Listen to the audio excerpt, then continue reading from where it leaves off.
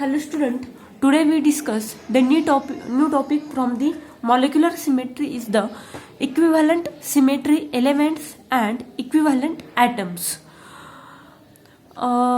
In that point, we discuss which symmetry elements are from the same group or they are equivalent and which atoms are interchangeable. If a symmetry element A carried into element B by operation X, then B can be carried back into the A by application X inverse. म्हणजे तेच operation काय करायचं तुम्ही inverse करायचं.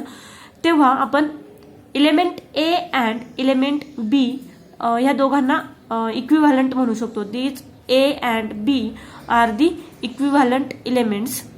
If element A carried out still element C, जे तुम्ही element एचं operation केलं बाय ऑपरेशन एक्स, त्याचं कन्व्हर्जन बी मध्ये केलं आणि बीचं परत सी मध्ये, still the element C, then A B and C are the equivalent element. Equivalent element कशाला म्हणायचं तर जेव्हा तुम्ही element A carried in to element B, म्हणजे ए सारखंच बीचं ऑपरेशन असणार आहे, सेम ऑपरेशन एक्स ऑपरेशन, तेव्हा ए आणि बी काय असणार आहे तर दे आर दी इक्विव्हॅलंट एलिमेंट्स. मग ते 2 असू शकतात किंवा 3 असू शकतात किंवा 4 एलिमेंट सिमेट्री एलिमेंट्स हे इक्विव्हॅलंट असू शकतात. For example BF3 molecule. In BF3 molecule there are 3 2-fold axis of symmetry. आपण BF3 मॉलिक्यूलमध्ये 3 वेळेस 2-fold ऍक्सिस ऑफ सिमेट्री करू शकतो, म्हणजे 180 डिग्रीमध्ये आपण त्याला रोटेट करू शकतो.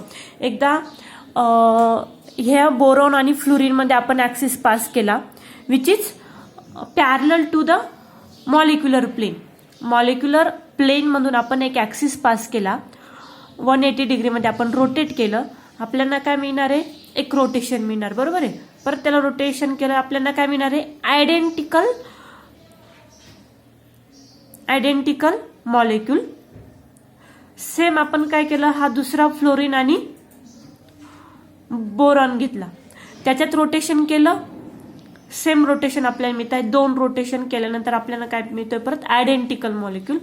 थर्ड फ्लोरीन आणि बोरॉन मधून परत आपण एकदा रोटेशन करू शकतो, म्हणजे इथे किती येतात, 3 2-fold ऍक्सिस ऑफ सिमेट्री. आता आपण ह्या फ्लोरीन आणि बोरॉन मधून जे रोटेशन करतोय तेच ह्या फ्लोरीन आणि बोरॉन मध्ये केल्यानंतर आपल्याला सेम आयसोमर मिळतोय किंवा सेम मॉलिक्यूल मिळतोय, बरोबर. म्हणजेच they are the equivalent to each other. These 2 operations are equivalent to each other, और these 2 C2s are equivalent to each other. Same, this third C2 gives the same molecule after the 2-fold axis of symmetry.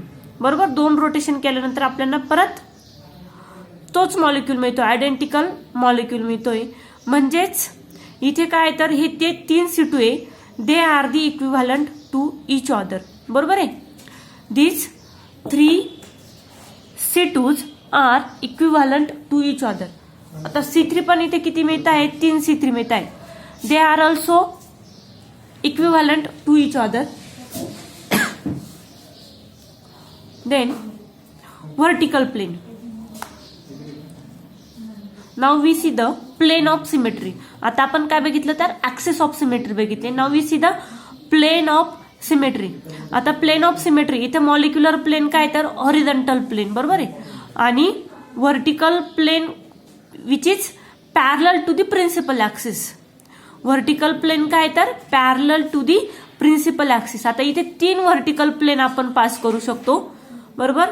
From that fluorine and boron, from that fluorine and boron, and from that fluorine and boron. आता आपण जे plain इकडनं pass केलं, जे orientation आपल्याला मिळतंय तेच same orientation आपल्याला केव्हा मिळणार आहे, ह्या सेकंड फ्लोरीन आणि बोरॉन मधून पास केल्यानंतर, बरोबर आहे. सेम ओरिएंटेशन आपल्याला कधी मिळतंय, ह्या थर्ड फ्लोरीन आणि बोरॉन मधून मिळतंय. सेम ओरिएंटेशन मिळतंय, म्हणजेच हे 3 व्हर्टिकल प्लेन्स आहे. This 3 planes sigma v, this 3 sigma v's are equivalent to each other. Okay. आता आपण जर H2O मॉलिक्यूल बघितला, H2O मॉलिक्यूल मध्ये 2 प्लेन आहे, दोघं पण काय तर व्हर्टिकल प्लेन. दोघं प्लेन कसे, vertical plane, but one is molecular plane and one bisect the molecule. One vertical दुसरं जे व्हर्टिकल प्लेन आहे ते काय करते मॉलिक्यूलला बायसेक्ट करते आणि एक जे व्हर्टिकल प्लेन आहे ते कसं आहे मॉलिक्यूलला मॉलिक्युलर प्लेन आहे. And therefore these two planes are not equivalent. H2O मॉलिक्यूलमध्ये दोन व्हर्टिकल प्लेन्स आहे पण ते इक्विव्हॅलंट नाहीये because they give the different orientation. याच्यामध्ये डिफरंट ओरिएंटेशन आपल्याला मिळतंय.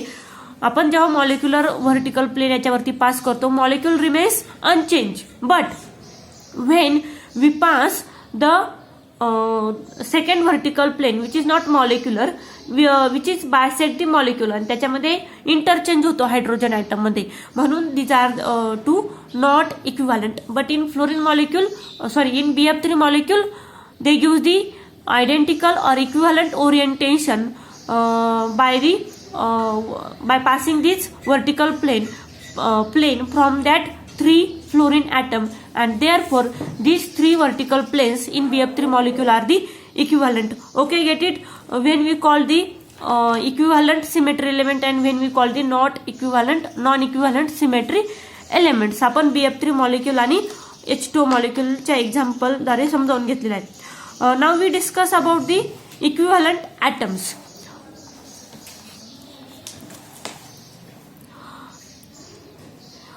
Equivalent atom म्हणजे atoms in a molecule those are remains unchanged after the interchanging.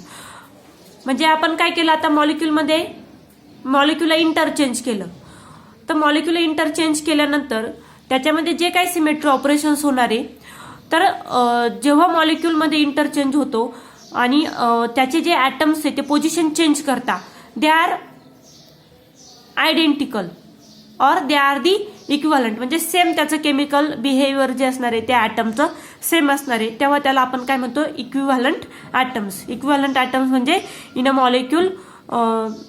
Molecule are those that may all interchanged with one another by the symmetry operations. म्हणजे आता आपण याच्यावरती कोणतंही symmetry operations केलं तर याच्यातले ॲटम्स काय असणार आहे रिमेन्स अनचेंज्ड किंवा रिमेन्स अनचेंज्ड म्हणण्यापेक्षा त्याचं केमिकल बिहेवियर कसं असणार आहे तर सेम त्या जो ॲटम पोझिशन दुसऱ्या ॲटमची पोझिशन अक्वायर करतो त्याचं केमिकल नेचर कसं असणार आहे आयडेंटिकल किंवा इक्विव्हॅलंट असणार आहे आणि त्यालाच काय म्हणायचं इक्विव्हॅलंट ॲटम्स.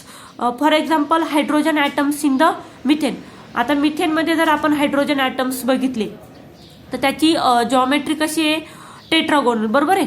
तर बघा याच्यामध्ये जर आपण C3 ॲक्सिस पास केला C3 ॲक्सिस पास केल्यानंतर आपल्या हायड्रोजनची जी पोझिशन असणार आहे ती कशी असणार आहे सेम असणार आहे. C4 ॲक्सिस पास केला तर त्याच्यामध्ये C4 ॲक्सिस आपण कुठून पास करू शकतो इकडनं पास करू शकतो. आपण इथे कोणत्याही कार्बन आणि हायड्रोजन मधून ॲक्सिस पास नाही करत आहे मिथेनमध्ये. आपण काय करतो XY आणि Z कोऑर्डिनेट मधून ॲक्सिस पास करतो.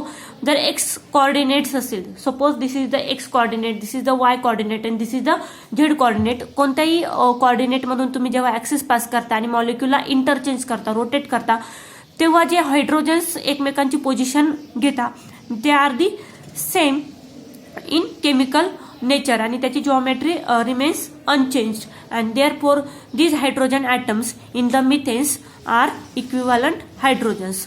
Okay, now we stop here. In next lecture we starts the point group. Today we stop here. Thank you.